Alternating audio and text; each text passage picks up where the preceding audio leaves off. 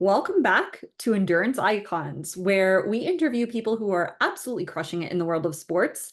Although I do have to say, this is going to need to be rebranded as like the rookie triathlete or rookie pro triathlete podcast because it has just been Jess, Allison, and I over and over, but we're hearing from you and you love it. So I would love to just hang out with my friends on this podcast. So that's what we're going to do today.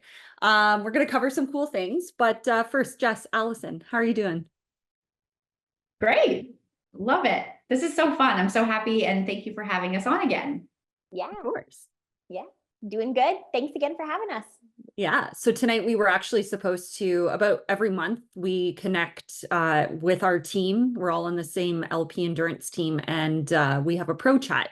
But because we just had, I would guess, the one of the two races that we had all together for the season, we don't have much to chat about. And we're like, we're just gonna make it a girls' night. We're gonna just get together. And so all of you get to be a part of our meeting. Perfect. And so, yeah, I don't think we've debriefed a little bit as a group on how the race went on Tremblant, but there's some things that we're going to unpack today that we haven't chatted about. And actually, Jess raised this, thought it would be fun to talk about our origin stories. Like, how did we even get into this sport? So, like, Jess, how did you even start? We talked about your journey to pro, but even before that, when you were an age grouper, and just starting out, what led you into the sport? It's so funny because I'm like, this would be really fun to talk about. Now I'm trying to think what is my story. So Yeah, you did it to yourself. I know. So have fun listening because it's just going to be a typical Jess ramble. Um, how did I get into this? So we're going to go back, I guess, when I was in elementary school, I was into track and field, love being competitive. I don't really know where it came from because nobody in my family is competitive. And it must be like the Leo thing in me or something. I don't know. Anyways, and so I did all that, but then I got diagnosed with scoliosis and then had back surgery. So I actually have two rods in my spine. So I didn't do anything for a long, long time. So I was 12 when I got surgery. And then I don't think I started to dabble into anything, like even the gym, until I was like 20 years old or something. Like I was just afraid to kind of like, I didn't know what my body could handle with having the rods.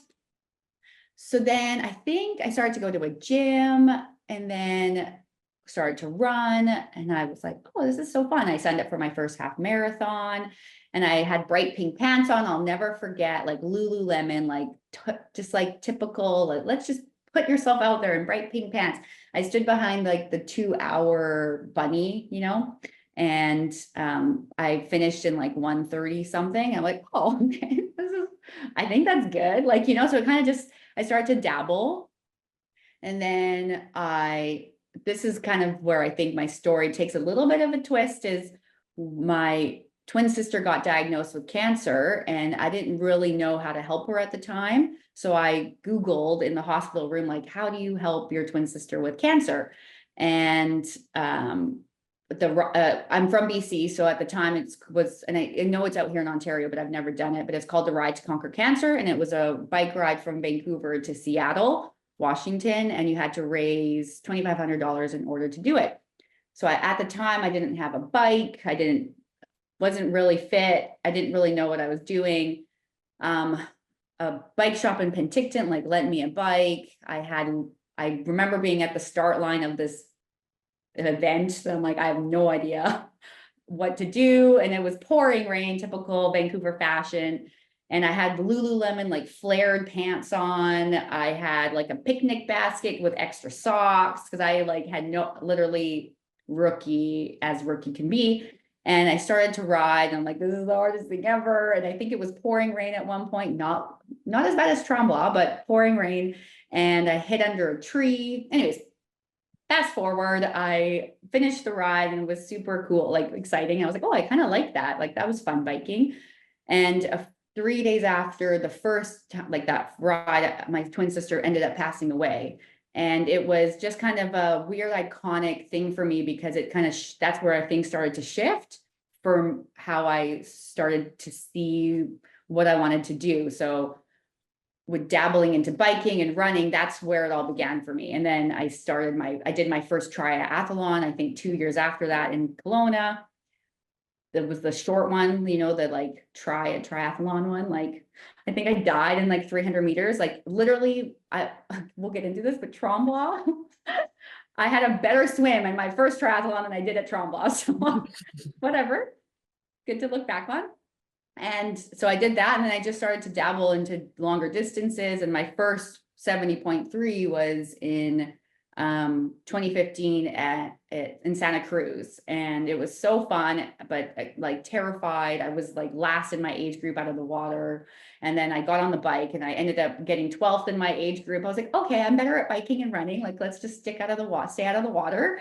And I just got the bug, and it just was over the years. I just really enjoyed challenging myself, and here we are. That is my story. So I have follow-up questions. The first is your scoliosis. Does that affect your triathlon?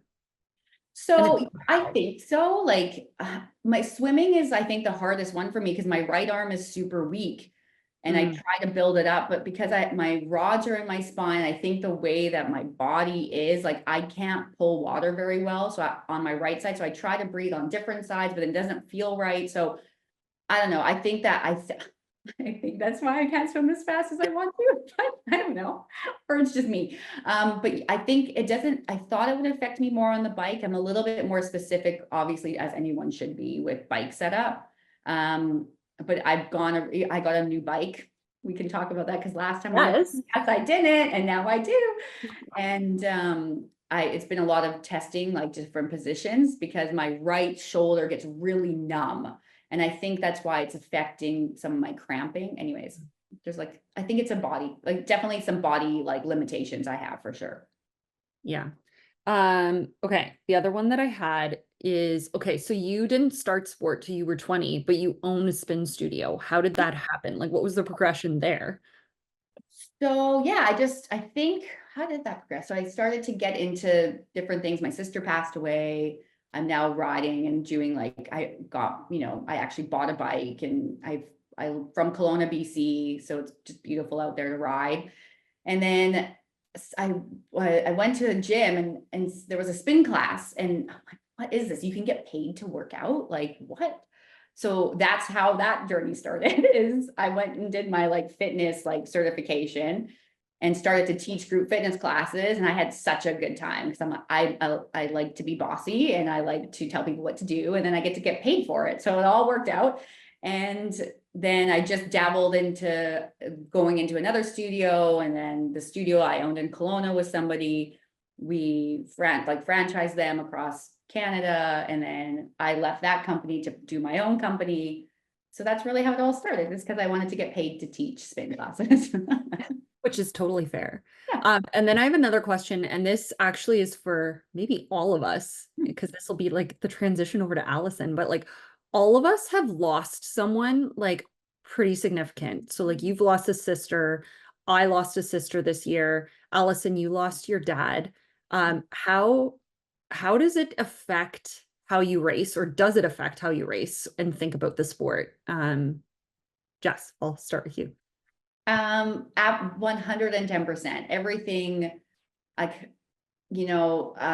some of you follow me on Instagram, I don't know how to I can't explain this, but I see a deer and it reminds me of my sister, because the reason why for that story is after the ride happened, when she passed away 3 days after, we did the funeral, and I went for my very first ride after, and I was riding up this road. It's on Lakeshore Road in Kelowna, and a deer stopped me in my tracks and just stared at me. And I just knew it was her. And I'll probably start crying, but that's okay. And ever since then, it's been just such a, I see a deer and I just know it's going to be okay. So I am not kidding. Every time I race, I see a deer. Somewhere along the way, even if there's a statue at the Airbnb, or it comes on the TV, it's kind of weird. And so I just know that she's there. So when I'm having a hard time, and I'll get in, when I'm grumpy on my run because I'm having a cramp, I just know that, she would be proud of me even for being there. So I have to mentally talk to her in every race I do, for sure. If you see me crying, it's probably because I was just talking to her. Anyways, that's what I do. Yeah, that's beautiful. I actually didn't know about the deer thing, so that's super cool. I'm glad I asked that question. Allison, how about you? Yeah, I definitely think that losing my dad was it was very unexpected. It happened very or yes, it was extremely unexpected, and it was just kind of by shock. But one thing is, if you knew my dad, he wasn't somebody who gave a lot of praise or said how proud he was of you and stuff. He was more kind of tough love and very strict in the household. However, whenever he would talk to his friends and stuff and I was there, he'd always bring up the fact of how well I'm doing in running or in triathlon and stuff. So clearly he was very proud of me for doing that and kind of taking this extra challenge on.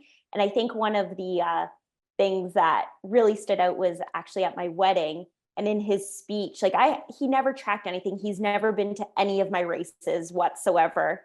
But in my speech or in his wedding speech, he brought up where I stood in the AWA rankings, and he had looked that up, and he said that Allison is now second in Canada for her age group and all this sort of stuff. And he started crying, and then he came to that year. It was going to be actually the second, or that no, it was that year that he was going to come to his first triathlon race and watch it with my in-laws as well, and it was like a big deal. And he came to Tremblant and watched that.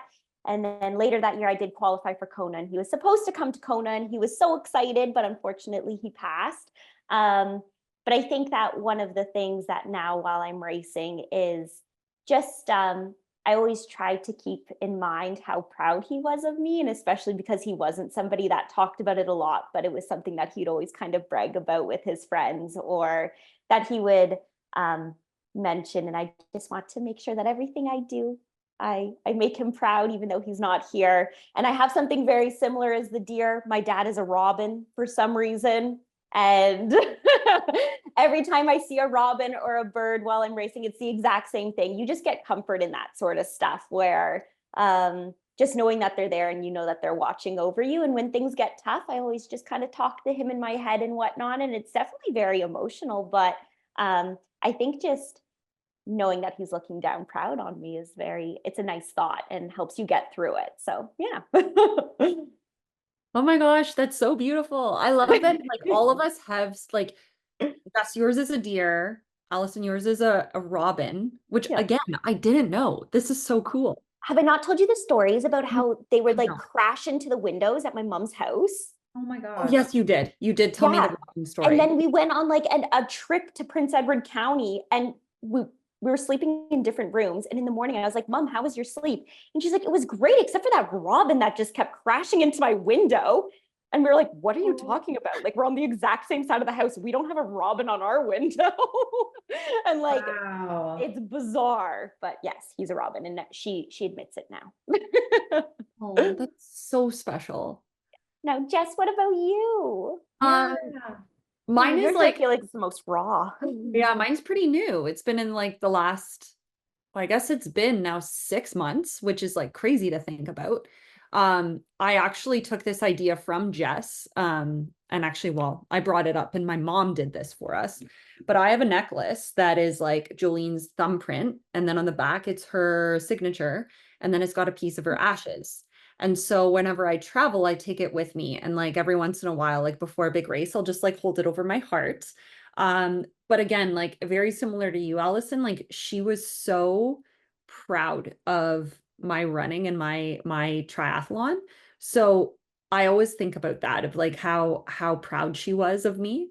And my whenever I see a butterfly, that's Jolene. But we have a joke. Allison's laughing because like I think like when someone, I think humor is such an important way to get through, like, because like Jess, like you lost your sister, how many years ago was it? 15. Yeah, 15 years ago, and it's like right there. Like Oh, it's always. something where you're gonna feel it. It doesn't go away when you love someone that much. No. So sometimes like humor is the best way forward. So we're sitting there with my family, and my mom was like going like, "Oh my gosh, Jolene is with us," because this like giant butterfly, I'll air quote, comes sailing in and lands, and someo's like, "I'm pretty sure that's a moth. And so we made a joke. We're like, Jolene's in her moth era. So she can be like a moth or a butterfly, whatever. So Oh, that's good. yeah, hers is a butterfly. And yeah, very similar. Another thing for me, and this was a big part of going pro, we've talked a little bit about how scary it is, and how intense it is and what a big life step it is. And I think one of the things that I've learned from Jolene is like when you lose someone and you realize someone's life has been cut short, is life is really short. So like take the pro card, do the hard thing, like do the thing that throws you into the deep end that like helps you live life as full as possible. And in a way, I feel like I owe that to Jolene. So it's like it's almost like going pro was in honor of her, of, you know, I'm doing a big scary thing and I'm living life as fully as I can because you didn't get to live your full life. So I think that there's a little element of that, which just like I live differently now. So yeah. Yeah, there's a different perspective, 100%. Yeah. Yeah, that's beautiful. We Wow, deviated, that we all but like shared that. That was so I sweet. know. It's like a little thread that bonds us all, like because I actually, the more you talk to people, like a lot of people have lost someone, and I think it's so special. Like Mark lost his mom, and like on his race shoes he puts like a PC on it, which is her initials, so like he always just races for his mom. And like it's just wherever you can like pull that inner strength out when things get tough, which we'll get to. Yeah. But Allison, how did you get into the sport? Oh goodness. So growing up, my mother, or I guess let me take it a little further back. So my mom, when she was a kid, sports was never anything that was kind of encouraged in their household. So every time she was in gym class or growing up, she always felt like she was such a like a somebody who she had two left feet. Like she always felt so uncomfortable and like all that. So she said when she has kids, she is determined to make sure that they do all the different sports and everything so that they always feel comfortable in any situation. So growing up, I was in competitive gymnastics, I then did soccer, and I did diving and all sorts of different things. But one thing that really kind of stood out was when I was in just elementary school, I was on the cross country team and the track and field team. And I just kind of had like a natural cadence, even though I wouldn't train for anything. And then when I was in high school, I joined a team called I was on the cross country team, and the coach who coached that was a parent who also kind of did a side project for our high school, which was called the Endurance Club. And she pulled me aside with my mom and said, Allison kind of has a little bit of a natural cadence. Like, I think that she should start to maybe think about joining the Endurance Club, and we're training for a half marathon. So my mom signed a waiver. So when I was 15 years old, I did my first half marathon, and I was able to podium there. And so then I just kind of fell in love with running from that. And it just kind of came a little bit easier than I think some other sports. So then I just kind of kept doing running and cross country, track and field. And then in university, I took a little deviation. I decided to live up my party life a little bit and focus on having fun in university. And then I met my husband in university, and I just, in conversation, I was like, yeah, I've run half marathons before. And he's like, oh, well, in Hamilton, where I went to university, they have this race called Around the Bay that everybody does. And it's a 30K race. Like, you should sign up for it. I was like, all right, I'll try it. So after not running for a few years, I got into doing Around the Bay. And once again, then that bug just kind of came back in me, and I wanted to keep doing more and more. So after I did Around the Bay, then I was like, what's next? So I did a marathon. And then with that marathon, I qualified for Boston. So then I did Boston. And we're like, okay, what do we do after a marathon? So we're like, why don't we try a triathlon? So then I got into that. I had never done a triathlon before, and I signed up for a half Ironman. I went and did the half Ironman. Don't look at my results. It's absolutely awful because I would not train. I would just go out and do it with no training whatsoever. And then I just got addicted to it and just completely hooked on it. And I've been doing triathlon ever since. And I just absolutely love the challenge and how no 2 days will ever be the same, and how you're constantly problem solving. And it's amazing. So yeah, that's how I got into it. I love that. It's love the party era. Yeah. She has another word for it. Are you going to share it on the podcast? My slew phase. Until We all need a sleep phase. my sleep phase until my husband found me and brought me back down to earth. So Good for and he was Marcus. able Good for to take Marcus. me. Oh God. That is so funny. I think it's also like interesting how all of us arrived at the sport pretty late. Like it's just proof that you don't need to be in triathlon from the moment that you are born. In fact, it's interesting because like you see kids that specialize really early. Like I think that your background was so good, Allison, because you were exposed to so many different sports. Like, I mean, you can probably do like a back spring still. Is that what you call it? Like A back handspring? no, it's not what you call it. Backhand. Because you were like an incredible gymnast when you were younger. So when I was younger, my sister was definitely better, but I did do competitive gymnastics and everything. Yeah, no, it was, I absolutely love the fact that my mom put me in so many sports, and no matter what sport we want to do, she's like, okay, sign you up for it. And kind of making it exposed. And then once again, like summer camp, learning absolutely everything there. So you just kind of feel comfortable in yourself and doing whatever, and who cares? Awesome. Yeah. Yeah. That's so great. Yeah. I was Jess, like very similar. Like, so I was raised conservative Mennonite, and you're actually not supposed, like they frowned against competition. So it was like not all competition? Yeah, it was like you were not really allowed to play sports because it encouraged a competitive mindset. The unfortunate thing is if anyone knows me, it's like I am very competitive. Like it's just in me. In fact, I knew I was because it was like grade 3. There was a reading contest over the summer. And I think you won like a backpack or something. I read 71 books in a summer because I was like, I need that backpack. And I would like read a book in bed before I got out. So it's like I've always been super competitive, even though I haven't been athletic. So it's like when I got older, I like very similar to Allison, was just like loving life, had nothing to do with sports.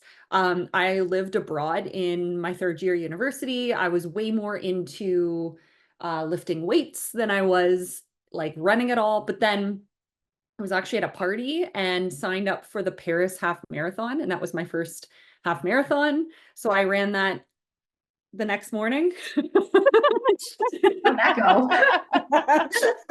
Well, if you look at my results, you can see, I think I was under 2 hours, just so, but like, but then when I graduated from university, I realized how much it was something that I was looking for a community. And I think that that's been one of my favorite things about triathlon was like, and I started in sort of like the trail running and the ultra endurance. So I did a bunch of adventure racing.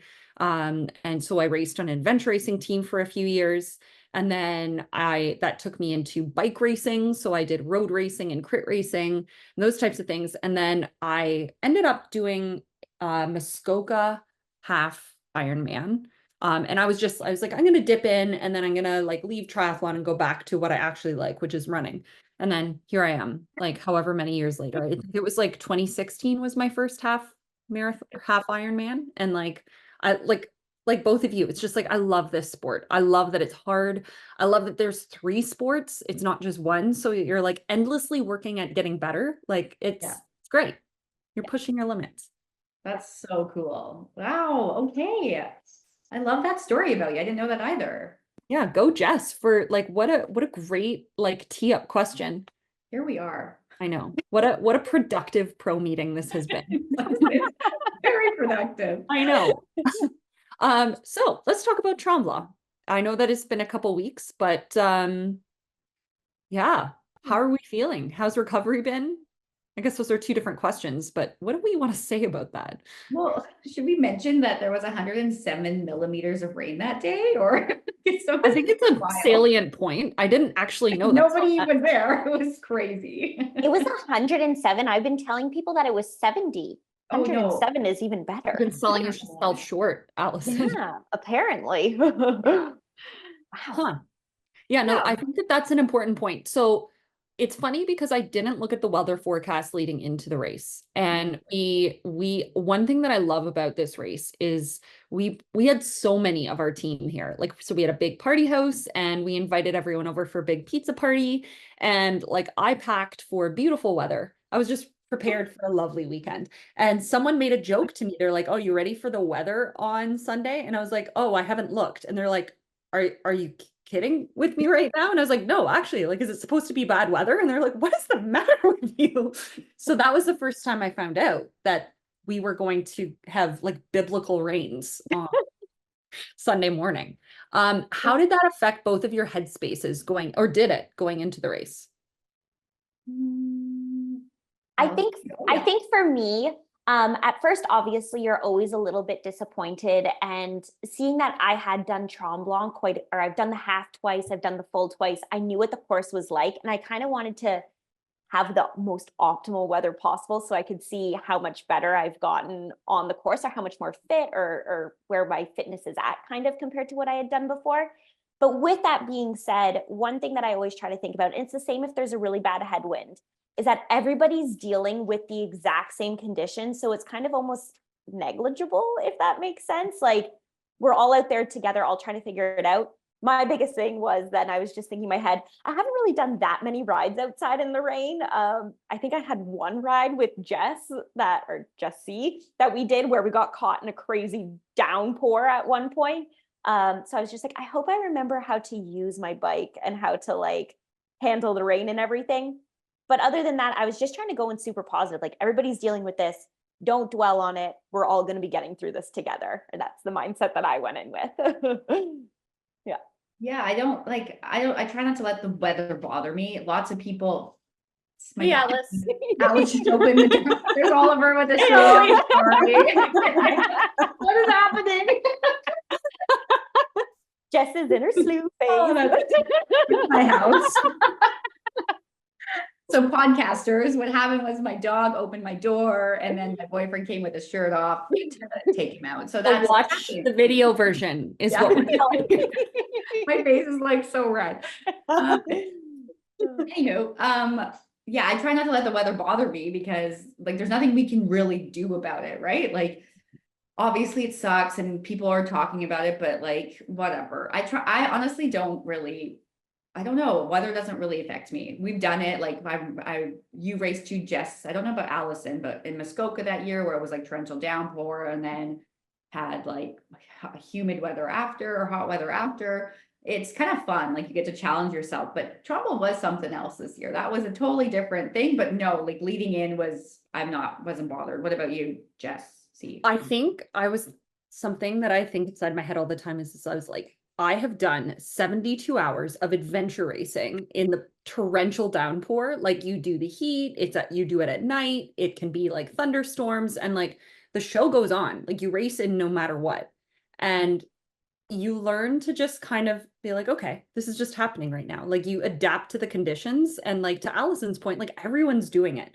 So one of the things that I find is that if you can just like that's actually why I don't check the weather app before a race, because I'm like, it doesn't matter. It's going to be whatever it's going to be. And I'll just roll with whatever it is on race day. And like, I find the more adaptable you are, the better a race you're going to have. Like if you allow it to psych yourself out or you start getting like chinks in your armor, because and I actually think that it's a strategic advantage to be a little bit more relaxed about the weather. If you start being all tense, I mean, you're going to race differently. You're like thinking about things that aren't even going to happen. Like I actually, and we'll get to this, but the ride was way better than what I thought. So because like I raced Milton Sprint maybe like 3 weeks before that, it was pouring rain again. And it's like steep downhills. And I just found that like if you rode outside and like it's hard to mimic riding outside in the rain, but that's where like occasionally I don't always like see it pouring rain and say, yes, I'm going to go outside. To be honest, if I see it pouring rain, I'm going to be on the trainer. But there are times that I'm out riding and I get caught in thunderstorms. And I'm just like, well, here's really great practice. And so that's happened probably like 3 times for me this year.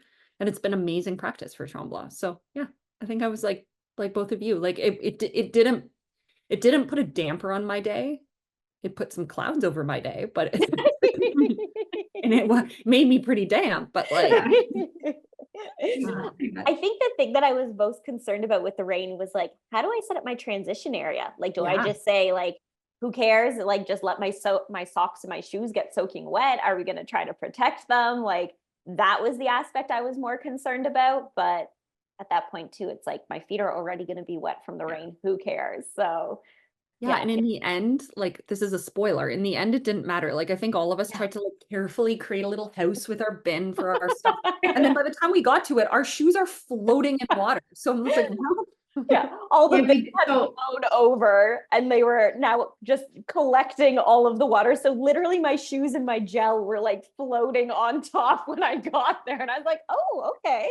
You take it, like dump it out. Yeah. Oh gosh. We were lucky, I think, having the bins at the pro Yes. station versus the age groupers were just like in their, you know, like in their little whatever small spaces. So at least we could try to protect our stuff. It didn't work, but at least we had that option, Yeah. which was Yeah. nice. Yeah. And one of the things that Ironman did in the pro briefing that was interesting is they introduced at the pro briefing that they're like, well, you don't have to, but if you want to, we want you to have this like electronic tracker. So that was interesting that they introduced like a new situation that we needed to deal with. Especially it's like every second matters. I know it's a small thing, but like what I liked is that they gave us the option of whether or not we want to try it or not. I had a sense that they were going to mandate it in Lake Placid, which is why I chose to race with it. And they are mandating us. So I'm glad I tried it. But how did you guys find, was that a surprise to you? And did you race with the tracker? I raced with the tracker, but I was already so behind that I was just like, whatever's my horse. You know, just pop it in my pocket. Yeah, I raced with it too. And like, I wasn't concerned because of the kit that we were using. I think that the thing that was weird that they just threw it on us was how lots of people didn't have kits that would be able to, like, maybe they only had one pocket on their kit. So if they put this, because it's like pretty big in their one pocket, then they just don't have access to that pocket anymore. So I was completely fine with using it because I just put it in the back pocket. And then my kit that I decided to wear that day has the 2 side pockets. So it worked out nicely for my other little nutrition products that I needed to carry around, my little snacks. But yeah, no. But apparently Marcus, my husband, who was tracking us on it, said that, or tracking me, I guess, said that it didn't work very well. But at the end of the race, they said the official or the person who from Ironman was getting us to use them said that it worked really well. And clearly it did, because now they are making it mandatory for Placid, but at least they give you enough forewarning so you can either create a little pocket or wear a different kit for it. Yeah, I actually think I'm going to wear the kit that doesn't have the little pocket in the back. I'm just going to put it in the back of my kit, because we have to wear this what's new for Placid is we need to wear it on the swim. Yeah. Yes. Yeah, which is to worry about that in transition. At least you can have it like totally organized. I think it's better. Yeah. Like I'm not bothered by it. It's like whatever. It's actually pretty small. The only thing is like it might fall out, but Yeah. I don't think it will. I think it'll be fine. It's a GPS. They'll find it. They'll find if it falls out. It'll be a little scavenger hunt. Yeah. Speaking of swim, I think when we lined up, my only thought was like, we are so badass, because like there was like the clouds, you could see like the rain in the distance, and yeah, like you couldn't see the waves that we were going to encounter. I actually had like a pretty good feeling going into the water, but we also, another thing they threw on us was like, like we were all in the water doing our little practice swim when they announced that they were cutting it short. So we got out of the water and we didn't know till like, honestly, like 5 minutes before we needed to race that we were having a shortened race. Like, how was that for you guys? And how did you feel starting the swim? Okay, I'll go. So I know I was like, which one? Well, I honestly thought they were going to cancel it at some point. I was like, they got to cancel this race. Like, it's pretty bad. Like, that's kind of what went through my brain when I first woke up. And then kind of going into it, I was like, they're not canceling it. Go right, let's roll with the punches. So then we did a warm-up swim, and I actually felt fine in the warm-up. Like, I actually was like, oh, it's not that bad, actually. And then when we got out, we were kind of like, what do you mean you are like shortening the swim? So we were kind of all of us three, we were with other girls too in the pro start, looking around, kind of trying to make sure that we were going the right way. And actually, do you remember that we all hugged? I hope there's a photo out there. Do you remember that? All of us, like the group of us.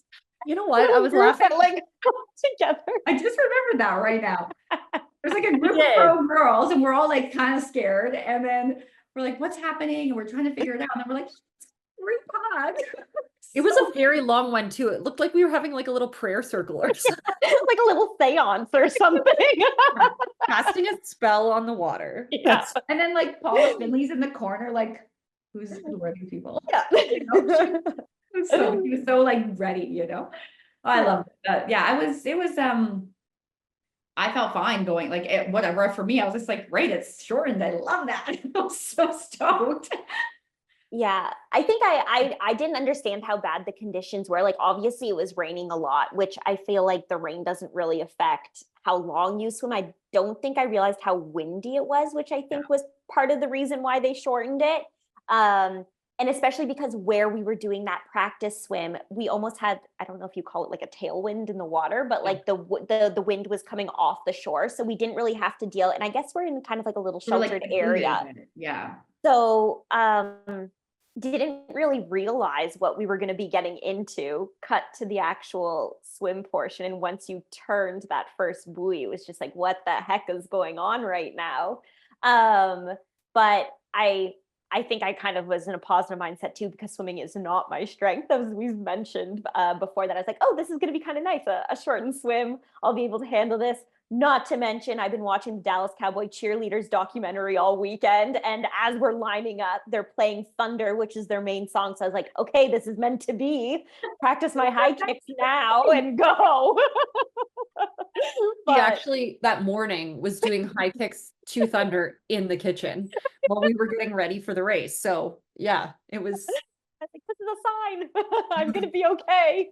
That's a really funny story, actually. I love that was your sign. Like, I'm watching Dallas Cowboys and the song comes on. I love this.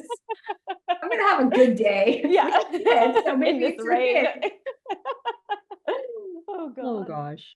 Yeah. Yeah, I think I was actually fine with it. Like I think the one thing when we race as often as we do, like you just learn that when you do enough of them, there's no race is the same. So you need to almost just expect the unexpected. And the more adaptable you can be, the better day you're gonna have. And just so like hearing that, I was like, okay, this is no problem. But when we turned the corner, like in fact, like I felt like I settled into a pretty good rhythm once we took off. Like I was enjoying the swim. It was really good. And then we turned to start heading to the shore. And then things went like very awry. Like the waves were insane. I felt like I couldn't get into a rhythm. I kept swallowing water. I actually, because they changed the course a little, I was like, okay, where am I? I needed to keep popping my head out and being like, where am I sighting? Because of the waves, I couldn't even see where the other swimmers were. Yeah. And I agree with that. Like not being able to, first of all, not knowing the number of buoys that we were supposed to be counting, because that is something that I tried to do. And it also helps pass the time. So now that they shortened everything, I had no idea how many out, how many wide, etc. But then as soon as we turned right, the waves in your face, I had the exact same thing, swallowed so much water, had little like vomit burps and stuff from choking on so much water. Once again, this was just a clear explanation that I need to learn how to bilateral breathe, because the side that I do breathe on was the way that the waves were coming. So it was just like constant, like just mouthful. And I was like, oh, this isn't really fun right now. This could be over soon, please. And having like, I don't think I've ever stopped and treaded water so much in a race. And I just had to kind of, it's okay, Allison, just calm down. It's going to be fine. Just put your head down, just focus swimming. Who cares? And just make the turn, see the buoys and get back to shore and then reset there. So that was kind of my thought in the swim, but it was tough. Like as soon as we turned that one side, things just went downhill real quick. Yeah, no, I completely agree. I got out of the water and I was like, thank goodness that is over. Yes. And like, who's ever listening, like, that doesn't know, like they ended up canceling the swim. Like that's how bad it was. Like, oh, it yeah, was like halfway through. swim. Yeah. So like we went some age groupers went, and then they were like, we're good, let's cancel it. I'm like, yeah, it was a good idea. It's terrible. Yeah. My swim was terrible. As soon as we got in, like, again, I felt fine going into the warm up. So I'm like, okay, we'll handle this. It's just a bit of chop, just a bit of chop. Like, we're fine. And then get in, and same thing, I breathe on my left. And as soon as we got in, took a few strokes, and then right away, the water went right into my mouth. And I couldn't recover. Like, I've never experienced anything like that. Like, when you, Jess, last podcast, you mentioned how you had to breaststroke just to like calm yourself down because you got pushed under. You know how you hyperventilate, like you haven't had that happen, right? So it happened. So I was like, okay, I can handle this. Like, let's just calm yourself down, just get back into the water. And by that time, like my face, everything just couldn't go in the water. Like I just couldn't, it was like I panicked so much. So then I tried to take a few strokes, and I just felt so defeated. And it was like maybe 100 meters in. I was like, good job, Jess. You had a long day. And then I ended up hanging on to a kayak, and she was like, it's okay, you've got this. I was like, no. I was like, I got this, you're right, let's go. And then I'm like, are you okay though? Because this is terrible. And then went around the corner, hung on to another kayaker, because it was like, again, I couldn't figure it out. Like it took me so long to just like get into a groove until I turned the last buoy back in, because I'm like, okay, well, I gotta finish. No boat's picking me up. Because clearly they're like, just, you're fine. I'm like, but I'm not. Like, I just want to get out of the water so bad. But I've never experienced that. Like, I just like kind of was like looking like, is anybody going to pick me up? Like, I'm happy, right? I just want to get out. It was like 1,000. So then 1,000 times I wanted to quit, and just in the swim. And I'm like, whatever, got out and was just like, okay, we made it. But that was terrible. My race is essentially done now. Like I knew it. My mindset was like, okay, well, I'm just gonna do this because I'm here. I'm not gonna quit. I'm not a quitter, but I really wanted to. So that's how I felt. Yeah. It's hard. And one thing that I always try to think about, like things that I think of when stuff got hard, and especially in the swim, when I kept like swallowing a bunch of water, and like almost like where you put your face in the water and it's like takes your breath away instantly, and you need to like get your head back out. And I was like, you can't do that though, because that's not efficient.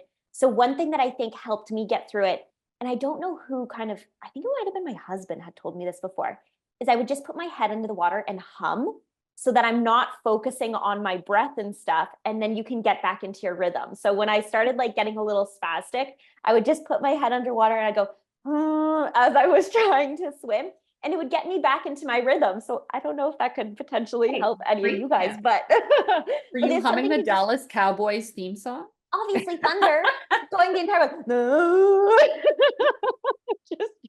No, but just trying to get your mind off of something else, and that like doing that humming forces you obviously not to breathe anything in, so you're just like blowing your bubbles naturally, but getting your mind off of focusing on whatever's spazzing you out. So I was just like, okay, just hum, just go, hum. That's a good tip, so, because you're right. Like it's like, how do you get, because you're panicking, so it's like get back into that like rhythm, is find something. That's such a great tip. Thank you, Marcus, and whoever it was. I think it was Marcus that told me that. So one of my little things. Okay, bike. And Jess, how was your swim, Jess? Was it did you talk about it? I mean, it was, the one thing I will say is I bilateral breathe. So that was nice to be able to breathe. But I didn't have an extraordinary performance by any means. I was grateful to get out, very similar to you, but I think I was happy we shortened it, because we were out of there fairly quickly. Like it was such a small percentage of the race. So yeah, I was happy to get out. Allison and I got out at about the same time. And but Jess, sorry, go ahead. It was so exciting getting out, and then like how the announcers are like, oh, here's Allison Jacob from Kitchener out of the water. Oh, we have another pro coming out. This is just 1 second. It's Jessica Cullen. And I was like, I didn't even hear that. I did, and I was like, okay, she's good. She's right behind me. She's the next person. We're going to be able to work together. And then we promptly did not work together. I really tried to not make excuses going into a race. And also like the one thing I find that like if things go wrong, like probably most of the field is going to have something that's not perfect leading into the race. So I never let that be the thing that like creates my race dynamic.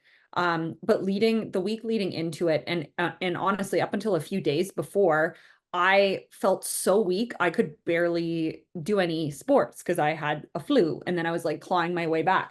So it really was like, I was like, either I'm going to have an amazing day because I'm fully recovered and really rested, or I'm not quite myself.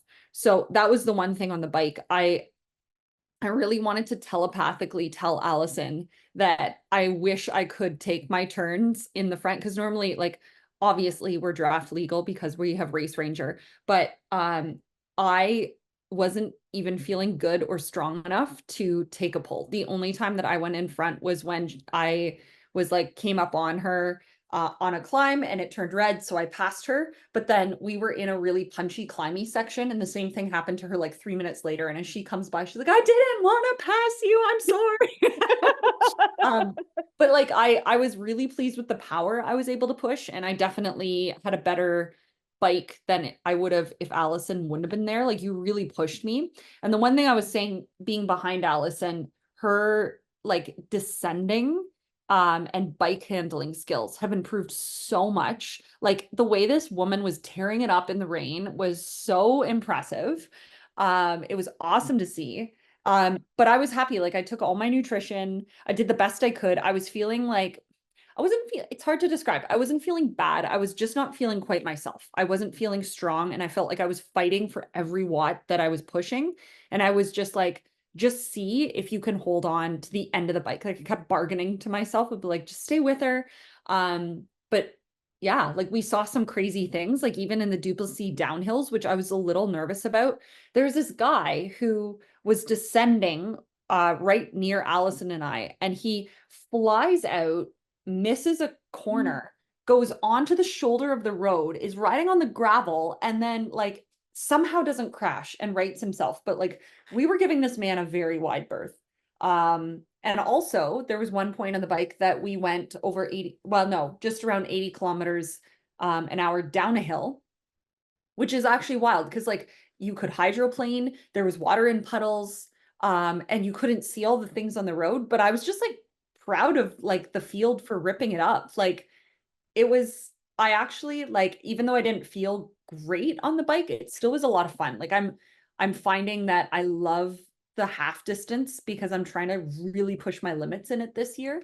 So yeah, no, I enjoyed the bike because it was easier than I thought it was going to be. I was expecting it to be much, much worse in that torrential downpour. But what about you guys? Girls, ladies. I mean, mine's a bit more of a negative experience. You had a brand new bike. Yeah, tell Okay. everybody about your new bike. Everyone, I got a new bike. Yay, it has a power. But I got it like, I think that week. So I Yes. wasn't in the right head mindset. I also found out my dog had cancer. So my whole, like, no excuses, but like things were kind of happening. And so like, whatever, I was super excited for my new bike, but like, also I've never really taken it out, you know? So poor choice on my, like, maybe I shouldn't have done that, but sure. And I didn't know how to handle it as well. And I didn't push it, to be honest. I'm like, I honestly don't want to crack. So yeah, I got out of the swim into transition, and I just was like, I'm not going to quit. Let's just do this. And got out, but it was really rainy, and my mindset was just shot from the swim because I was drowning. So then I went on the bike, and I'm like, oh, it's really rainy, which I can handle the rain, but it's the people, it's the puddles, it's the how rainy it was. Like, I couldn't put my visor on. I just couldn't get comfortable. I was so panicked, and I honestly probably could have pushed it a bit more, but I didn't want to crash my new bike. Like, I just honestly wasn't ready to it. It's not a cheap bike. It's like my new baby, and I just wanted to take care of it. And I didn't want that to be the day that it goes down. You know what I mean? So I'm like, not that I ever wanted to go down, knock on wood, but I just didn't want that to where I could be. I just wanted to play it a bit smart. And Yeah. so I just, honestly, I already knew my race was done, like from the swim. So I just was like, let's just be in the, just kind of like, let's ride. So it's like, let's dodge these, you know, whatever. And then whatever. So I rode with some age groupers, men and stuff like that. And I just, I didn't go very fast, like down hills. I was pretty sketched out. Like, I think I just think I felt pretty burnt out from the swim already. Anyways, whatever.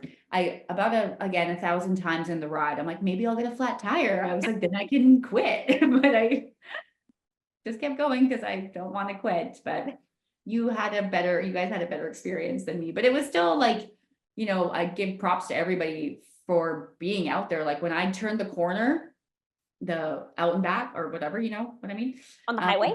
Yeah. And yeah, on the highway. And then you come back and I saw all the age groupers out. I was like, good. Like I literally was like, good for you guys. Like you guys are real troopers. This is some of your first races. Like proud of you because this is terrible. Like, like the weather was terrible. Like it wasn't something that was, and like it didn't stop. You know what I mean? Like, it wasn't like we had a breather. Like it didn't rain and you can have a bit of a break. It was just rain the whole time. So really, honestly, seeing the age groupers out there and the freaking volunteers, like they were so happy and like And the people they're out cheering. there in the rain and everyone's cheering for you. Like that was just like it was almost like, you see them and you're like, okay, like good, like this is why we race. Like sure, the result for me isn't happening today, which is whatever it is what it is, but like we're here. I chose to do this, no one made me do it, so we're going to get through it because life is hard and this is hard and let's just figure it out. And you see those people doing it too and you get motivated by it.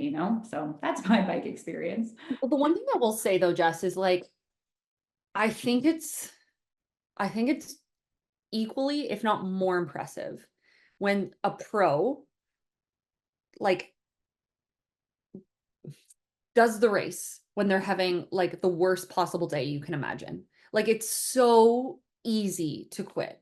It's so hard to not quit. And you did the really hard thing. And I remember when I looked up to pros, well, I mean, I still do, but like when I was like watching them race and then you'd see them just pull out and like obviously you don't know all of the background and all of the stories, but I remember like seeing coverage of like pros just walking a marathon and I'm like, I have so much respect for you because you don't have to do it. Like you could just, it's so easy for you to just sign up for another race and like on to the next one, but you don't and you didn't. And I think that like I just remember as an age grouper drawing so much inspiration and strength from that. So like good for everyone who is out there, but yeah, also like good on you. Like you were not like it's so hard to continue when you're sort of like out of it in the race and you didn't. I don't know. Never count yourself out. I love that you did it and pushed through even on a really tough day. Yeah, and I think it was more like, my mindset was like pretty negative. Like I tried really hard to be like positive when I would see things because I always try to turn something positive. And that, I'm like, okay, I'm on a new bike. It's still beautiful here at the volunteers. And then all of a sudden you're like, why am I sucking? Like, and it's like, why is this happening? And because we put ourselves out there. So like Chattanooga didn't go my way. Trumbo's not going my way. So you're like, I swear I belong here. I swear, but it's not. So then it becomes now like an inner like dialogue. You're like, but do I belong here? What is this racing? Why am I not doing so good? So it's coming out of it and finishing whatever. Now I'm like, it's all about the learning. So it just takes some time to like rethink everything. And I have no bad feelings for Tremblant. It wasn't my day. And honestly, I'm like, I go swimming now outside. I'm like, let's go in the choppiest water because that is never happening to me again. So instead of doing that, I think it's a great opportunity for anyone who's listening it's like, why don't you go, instead of having that defeat you, how about let's try to be better for the next time? Because we're going to encounter bad weather some other time and we're going to encounter heat or torrential downpours again or whatever. So it's like, let's practice it and try to just get better because we can't just go into a race day and expect it to be perfect. That's like unheard of. It's never perfect. So that's why I love the fact that we challenge ourselves that way. And instead of us being like, sucks, I quit. It's like, let's just learn and be better because I want to be better now. That's my mentality moving forward. I love that.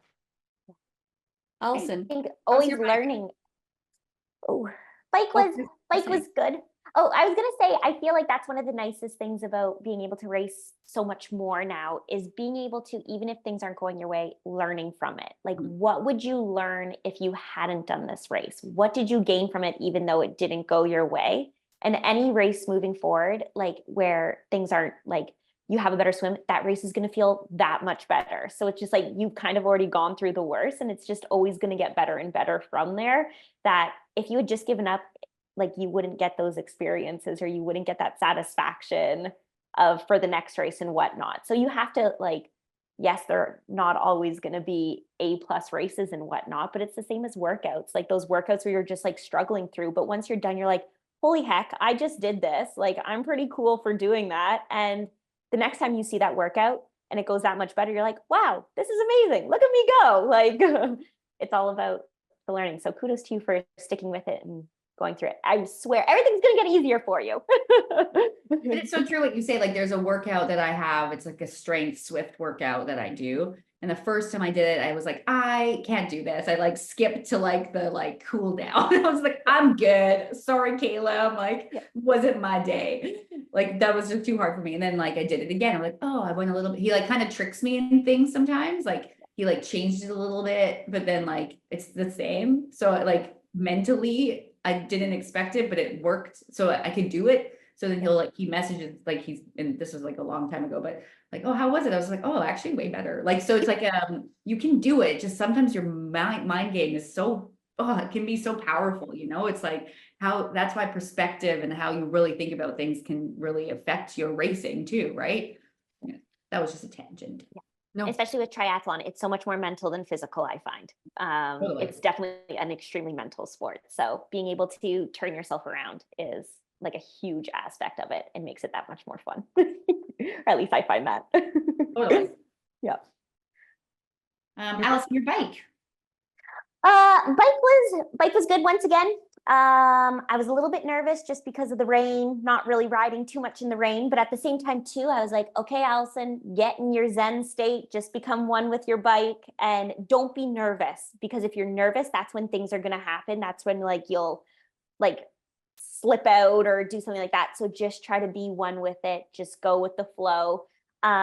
With this race as well, I decided, or I guess coach and I had decided beforehand that not to look at power again, just go off feel. We know what I should be trying to hold. So, and especially with those conditions, I think it would be more frustrating to look at a number where potentially I wouldn't be hitting it. And thank goodness I didn't, because my paddles were not calibrated. So my power would have been extremely low.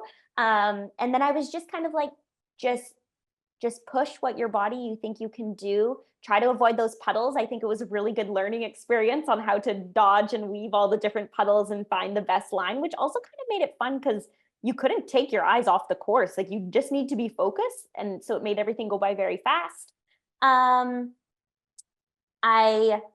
I felt bad when I saw, or it didn't feel bad, but I could tell Jess and I kind of like, we have our little ways of, I feel like we train so much together that I know how she's feeling. And at the turnarounds and stuff, when I would give like a little bit of a woo, and she would give a woo back, but it wasn't to the same extent of the woo as what I'm used to. I was like, okay, I can tell that this isn't, and she's usually so good with like kind of doing the 10 minutes switch off that we try to agree on before if we do end up together. So it's like, okay, be strong for the two of us and let's just go and hopefully we can hold a good time. But I'm overall, I'm pretty happy with how everything went with the bike. I don't think there's anything that I can really complain about. I wasn't able to take in as much nutrition. I found it a little bit hard. I was very happy that it wasn't a few degrees colder, because being on the bike in the rain, and if it was just a few degrees colder, that would have been absolutely miserable. I was actually able to like manage my temperature the entire time, which was good. Yeah, I was also just concerned about everybody else around us, just because I'm trying to be calm with my bike. Other people might not be in that situation. So I was just really hoping somebody doesn't wipe out in front of me and stuff like that. So thank goodness, knock on wood, that didn't happen. And yeah, I was happy with how the bike went. I was also happy when it was over to get onto the run, because it was a little bit nerve-wracking. Yeah, it's so hard. Like I obviously wish I was stronger, but it wasn't, I enjoyed it. Like I found that like it's kind of like it was kind of fun to bike in the rain. Like I find that anything that helps distract you or push you to not just focus on like the race is always fun. But I was a little more nervous about the riders around me than I would be in a normal race for sure. But It's like a little game. You're like, ooh, paddle or Yeah. here, and like kind of like like you're weaseling your way through a bunch of stuff, right? yeah, it was Yeah. interesting. And then I was like, you know, the only thing worse than this would be cheering in the cold rain. So I'm so glad I'm on a bike racing right But now. like, yeah, the temperature I found fine actually. Like I didn't have any problems with it, with the temperature. It was just wet. Yeah. I echo that. I was so glad that it wasn't cold because I don't handle the cold very well. So I was so happy. And then the run. I guess I'll start. The run, like how you ended, Allison, is like I think how you feel about your bike is how I feel about my run. Like I have nothing bad to say about it. I would say the like I think I put on Strava, I'm like, this was a serviceable run. Like I started, I I did it. I didn't Finished. slow down. Like that was I'm really proud of that. I did like I don't know, it was a 128 or something. Like it was just like a steady, strong, it was what I had on the day. I didn't feel great. I didn't feel bad. I just like kind of like steady ran through the rain, was really glad that I was off the bike. I was actually in my head super excited for celebrations that evening. Like I was like, I want ice cream. So I just started thinking about that. And that was sort of my carrot to the finish line. And yeah, like I'm actually like pretty proud of that run. I gave it what I had. And like truthfully, I probably was thinking about the fact that I had an Ironman in 2.5 weeks too, where I'm like, if I don't want to dig myself too much in a hole. So did what felt right on the day. And like, I actually had a lot of fun on the run. It was good. It was a nice run. Yeah. Beautiful. Like I like that. Trombo's run's really nice. I Yeah. find. How was your run, Jess? Just so good. Thank you for giving a thumbs up to the listeners. I'm like, great, another great run. So I got into transition off the bike, and my friend was there, Amanda, with her son Caden. And I'm like, can I quit right now? Was like my mind, like that's where my mindset was. It was just not, I'm like, but I'm like, no, we're gonna put on my soggy shoes and we're gonna figure this out. Like, let's just run in the rain. Like I like running in the rain. I have no problems running in the rain. So got into the run, and I actually was like, hey, I'm going to take it a bit conservative because if you've listened before, I've had this weird cramping thing when I run. No idea what's happening. So I'm like, I'm going to take it a little bit conservative and just like do my run. And I felt really good. Like I was like, okay, my legs are working because I mean, I don't think I've done a proper bike or the swim properly. So I'm like, I got my legs. So my legs were fine. I got into like a bit of a rhythm, took my nutrition, took my water, like I felt good. And then we got to the turnaround. I think I saw you guys just before the turnaround. Oh, I saw your husband, Marcus, which was so funny. Like he's like jumping in the air. I'm like, where did you come from? Because he does that, right? He just shows up. So it was like, it was kind of exciting to see him on this like path. That's like a path with not a lot of spectators. So he just like was there. And then I saw you guys not too long after. So that was really just nice and comforting just to be like, okay, first for me, I'm like, I haven't seen Allison or Jess, or I saw, or someone spoke to me on the bike, but I don't remember which one. And then I'm like, okay, so they're good. We got into the run, and I'm like, okay, everyone is safe. Like nobody crashed on the bike. Like that was like, we're good. Like we're together. Like, so that was kind of like a comfort, and then did the turnaround. I think what is it, 10 or 12K, 10, whatever the turnaround kilometers are. just over 10. Yeah. Okay, yeah. And then was running back into town, got through the path and kind of into the town area. My cramp did its thing. So it's this weird side stitch. It happens. It's happened my last 4 races. I don't get the stitch in training. I have like a weirdly terrible gut that I manage that's like just kind of still trying to figure out. So I'm more worried about that in racing. But that's never happened to me in a race, but this cramp thing happens to me in races. So I don't understand. I tried some new things this time, hoping it would work, but it could be sodium related because it was I put my sodium in my Hydro Pack, and the straw wasn't attached, so I didn't get any sodium in my bike on my bike ride. So my new plan didn't quite work out because it was like whatever, fail on my part because I didn't check it right before. So that's all a part of the learning. So I started to get the cramp. I didn't want to take any more nutrition. I just kind of chugged water, had to walk a bunch. But it was, I knew then I've been through that enough times now to know that like, okay, it's kind of hard for me to get back into running after that because it hurts for quite some time until it kind of settles. But then I saw one of our teammates, Megan, pass me and she's like, are you good? I was like, yeah, but I think you're second or third. So like, hurry up. Like, so that was really cool to see her, like, just to see how well she was doing. And then like, again, I just had to walk it in. However, I saw like, we're going into the finish line.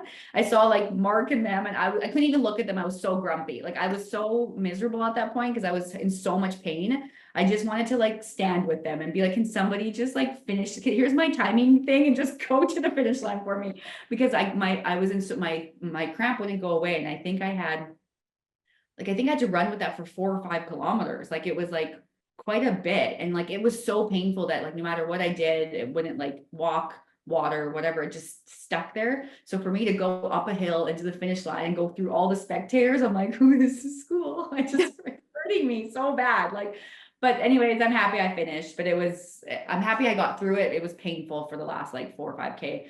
And it was a bit disappointing because I was feeling good on the run. So I'm like, okay, well, at least my swim didn't go well. My bike didn't go well. Maybe my run will go well, but my run didn't go well. So it was all 3 of them were just kind of a shit show essentially for me, but happy I finished. And then I got a nice poncho from my friend after and a sweater to keep me warm. And that was such a godsend because I always get really cold after like races. So it was just the best like little treat for me after. And then that was my race. Oh, Allison. my run was okay as well. You did wicked on your run. Yeah. So I did PB, your run. Yeah. I You did did so PB my run. good. Like you look strong. Both of you look so strong on the run. Yeah, no, I'm pretty familiar with this course and I knew I wanted to try to set myself up for the best run possible. So being that first kind of 4 to 5K hilly section, I was like, just ease into it. Just don't worry about pacing really. Just focus once again on my 1, 2, 3, 4, 1, 2, 3, 4, keep my cadence up, especially going up on the hills and make sure I can carry the momentum on the downhills. With that being said, Jess and we did finish the bike together and she just took off out of transition. I was like, okay, bye, Jess. And I could just see her little white kit getting further and further away from me. And I was like, oh, okay. But then when I knew you were coming. But then also my watch beforehand just completely died before the race, like wouldn't turn on or anything. So thank goodness our coach, Mark, Jess's husband, let me borrow his Garmin. So as I'm running, I guess the Wahoo watches don't tell you this, but it will give you like a score on what your like fitness is or something. So the watch starts buzzing at me and I'm like, I don't know what any of this means. Are you telling me that this is good, bad? What's going on? I don't know if I want to look at what it's telling me. We were able to get over that. But then once I got over that little hilly section, I was like, okay, just settle in my rhythm. And I was just rolling. My legs were just kind of moving. I felt pretty good. I tried to just stick to the same plan that I try to always do at aid stations, take a little bit of my gel, slow down, walk through the aid stations, take water so that I can make sure that I'm properly ingesting all of the nutrition that I need. And then I did catch up to Jess and I wanted her to just hop on with me and follow me home. I would have if I could have, my friend. But then I just kind of tried to stay as consistent as possible. I knew that last hilly section, I just wanted to try to not lose as much pace as possible. But what's so beautiful about the Tremblant course is that it is primarily just like a big out and back. Mm-hmm. So knowing that you get to see everybody on the course is just so nice. And if things start getting a little bit dark, you're like, you know what, you're going to see a smiling face or somebody that you know soon. So just like keep it together, wait till the next person and just keep using that to kind of motivate you through. And then the hilly section came. I was able to just kind of keep ticking up those hills. And then at the very last hill, our coach was there and he was like, just pick it up a little bit. And I was like, okay, trying. And I was able to pass one person before the finish line. And then I finished and I did get a PB run of a 126 something for the marathon. So I didn't know that that was a PB. But I can't Mark complain knew. about that. Yeah, of course, Mark knew. He knew right away. But Our little yeah. rain man. Yeah, seriously. But I'm happy. Also, running in the rain does not bother me at all. So if anything, I think that that was almost a blessing, so I didn't have to dump water on myself. The rain was doing it for me. So Yeah. yeah. It was nice to stay cool. Yeah, I love that part. Yeah. I'm going to use your question on you, Allison. For both of you, what's the one thing that you learned that you wouldn't have had if you didn't do this race? One thing that we learned, what? Like, if you didn't do this race, what would you not know that you know now? Good question. It's Allison's question. Yeah, she said that earlier. So I was like, oh, that's a good one. I'm going to use that one. I don't I know. think- Like, I think it was just an assurance. I'm not, whatever, like we can all do hard things, like, so like if I didn't do this race, then I wouldn't have known that I could do all that again. Like, it was like a bad race for me. So I'm proud of myself, and hopefully the next one's easier. I don't know. I think for me, it was just a bad race that I think, yeah, I'm happy. Like, it's like weird. Like, I'm happy I did it though. Like, I wouldn't take it back at all. Like, I think it was a great experience. And yeah, I think that's my answer. That's a good one. I think for me, one of the biggest things that I learned from this, or one of my takeaways, has to do with the swim. So obviously the swim wasn't a very good swim. However, not letting my negativity or choking on all the water like really get to my head and put me in a negative spot, and trying to work through tactics like that, humming and stuff like that, and being able to reset and click back in. I think that was something, because I have never swam in such kind of tough conditions, even though they were tough, but they weren't that tough. But I think that was definitely a huge learning curve for me, and especially because I wouldn't go out and swim in open water in conditions like that normally. So I think learning how to stick with it, resetting while breathing, and then also a takeaway is how important it is to be able to learn how to bilateral breathe for the specific case. And I've been working on that a lot in the pool. Yeah, so something just kind of minor, but specific to the one area. No, I think that's good. I had a few. One is I tried starting a little bit further back in the pro swim start, and that was really good. So even though my swim was a disaster, because everyone's swim was sort of a disaster with those waves, I stayed calm the entire time. And I think like I'm going to continue to seed myself. So now I know, like, I feel like this race, I'm like, okay, I tried this thing and it worked out really well. And I felt comfortable and smooth and strong on the swim. And I was like, it was good. So I'm like, okay, I'm going to use this now going into Placid. I learned I feel comfortable now going into Placid because I tested and trialed out that little GPS thing. So that was great.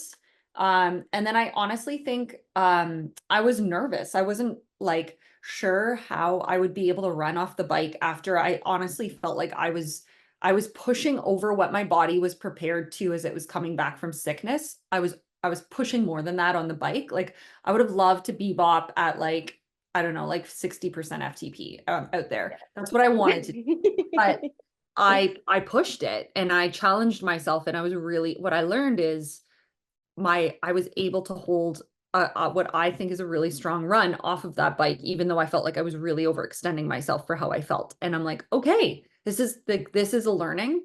And I've been finding that I think I can keep pushing my bike watts higher than what I have been, because my run is almost always there for me. So this was just like another brick on that. So I'm like, okay, this is very positive. So it's like, overall, I'm really, really glad I did Tremblant. I got some like good takeaways, and like, I think we had said that our word, Allison and I chose the same word, was joy.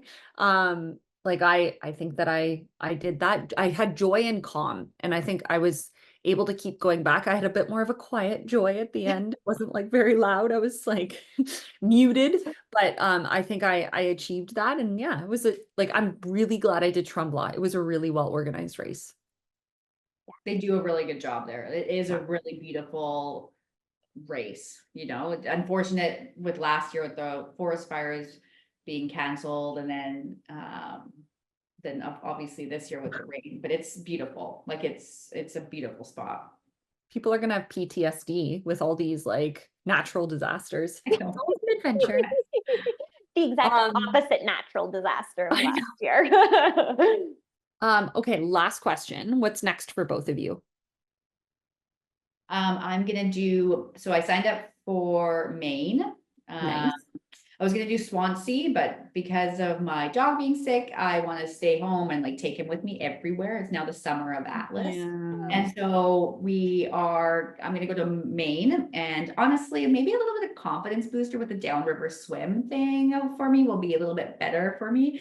It's a really hilly bike course, which I love. And I know the run course, I did a pretty good job in it last year. So I just want to see if I've, it's kind of nice to go back to see it. I've done this, will be my third time doing it. So gonna do Maine, then Penticton in August. And they just announced that it will be no more. So you get the final So it's race. meant to be. It is meant to be. I'm so glad you're doing it. We've never done a full, kind of scary. A little bit, this is like I'm terrified for it, but I'm excited for it. So any tips, Your engine is built for fulls. Like the more that you're like when you are going to thrive in the fulls. I would do, if it wouldn't be so hard on my body, I would just do exclusively fulls. I love them so much. Well, and that's what I know I can do the endurance, but I don't know how I've avoided doing like full marathons because of the rods in my spine. I don't know how my back will be, is essentially like, that's why I've always stayed in the shorter distances and the 70.3s, but I really, really want to do full. I'm curious how my body will do it, to be honest. Like I feel uncomfortable. So I ended up getting some new arm pads for my bike that they sell, and I got a Canyon. The one behind me, I have one behind me. That's my boyfriend's. Mine's downstairs, just so you guys know. And I got these arm pads, like hoping to help my shoulder because it goes numb. And so actually, like my legs feel good biking long distance and stuff, but it's my shoulder like part that really hurts. So just trying to, it goes completely numb. So I'm like, that's not comfortable. So I'm just trying to figure that out. And I think if I can dial that in, I think I'll be a lot more confident riding that long and then running obviously that long after, which I don't know how people do this. So you guys are great. You guys are my heroes. Jess, because I've never done Penticton before, but is Penticton the hills there?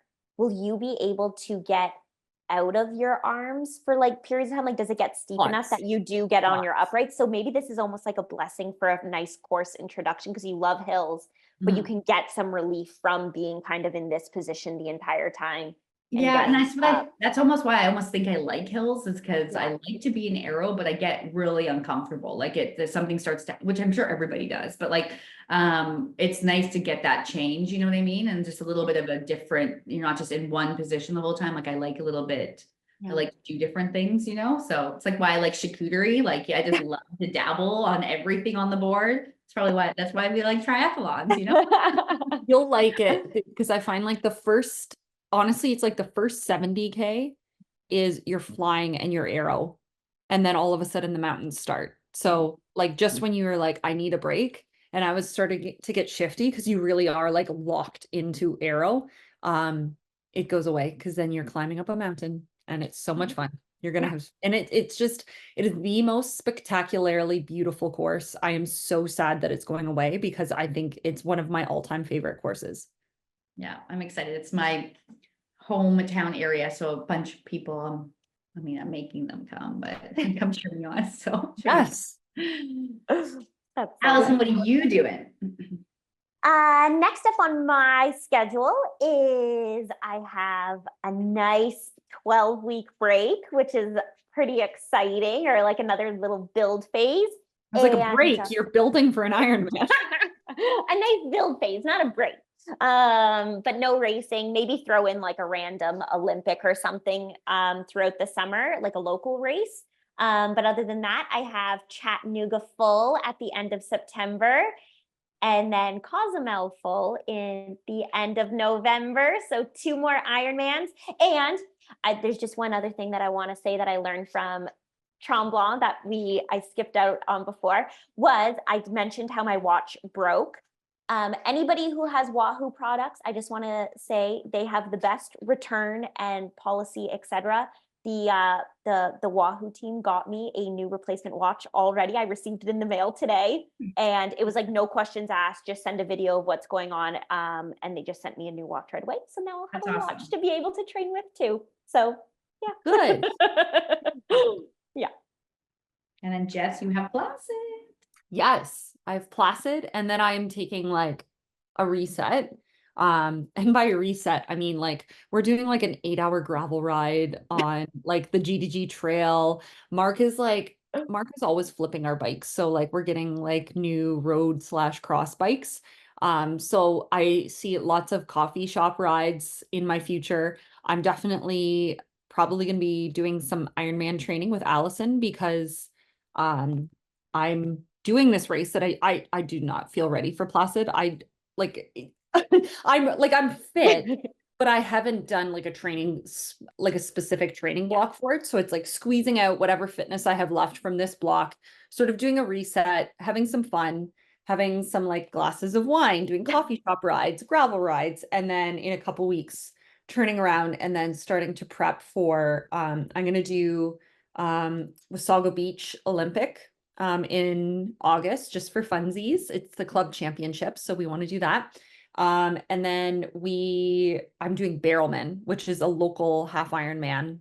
Again, like I'm really loving to support our local races, especially when you see some of our races going away. And then I think I'm doing Cozumel to end the year, just as a fun like Ironman. That's awesome.